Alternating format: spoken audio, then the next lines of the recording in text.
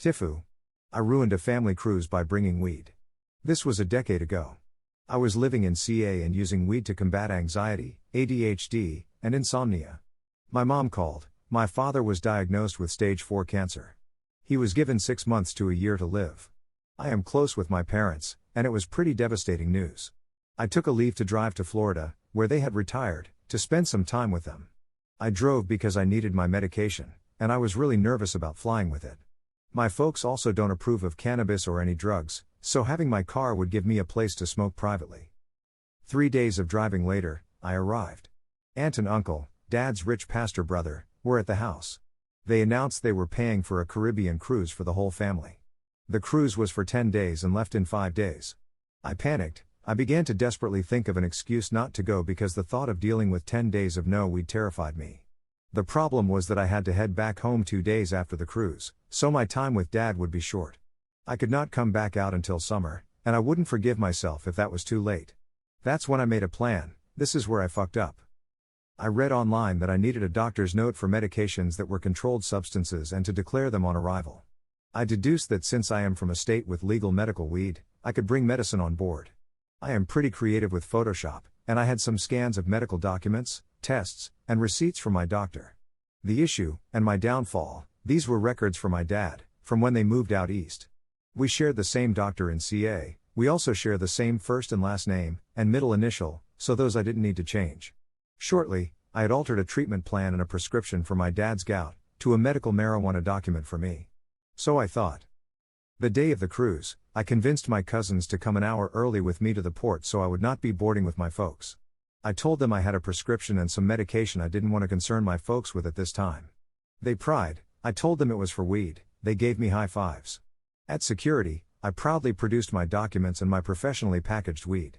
To my surprise, they took both, bagged it, and said it would go to the ship's doctor who would contact me. An hour later, everyone had boarded, and the whole crew of us, 15 or 17, I think, were gathered on deck. All enjoying a drink and some snacks from the buffet while we waited for our rooms and luggage. The doctor and my medication were on my mind. Sure enough, my name is announced to report to medical. Everyone, including my dad, assumed it was for him, same name, and he gets up to go to medical. All I could think was to tell my mom to relax, and I went with Dad. I hoped the receptionist would clarify it was for me, and I would have a private convo with the doctor and get my medicine. I was wrong, very wrong. The nurse asked for my dad's ID. I identified myself as the son with the same name, but she just asked my dad if he wanted me to go into the office with him to speak to the doctor. Dad said yes. My stomach was in my throat.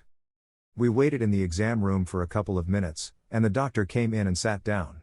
He looked right at my dad and said, "You're dealing with some very serious medical issues.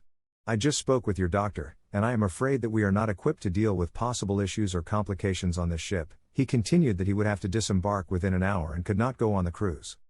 He did go on to explain that he had called the CA doctor as he felt something was not right with the documents I had made.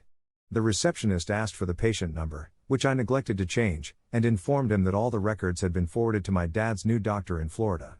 The ship's doctor then called my dad's current doctor, who said my dad was really sick and had not returned urgent calls regarding his test results. I had never seen my dad so deflated. Doc produced my bag of medication and told me that if I was getting off the ship with my dad, I could pick it up at security when I left. I truly wished it was me who was dying in that moment.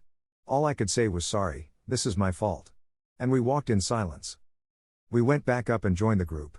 Dad took Mom aside for a quick conversation, then they announced they were getting off the ship and wanted everyone else to enjoy the cruise. Everyone initially wanted to leave with them, but after some tears and hugs, it was decided that everyone would continue on. I opted to leave with my parents. I spent the next 2 weeks at their home. It was some of the best bonding/healing family time in my life. The story about the weed came out to all shock and awe in our religious clan. My folks actually told me I was free to smoke on the deck. They came to find it humorous. My uncle was furious. He came over after the cruise and found me and Dad in the backyard.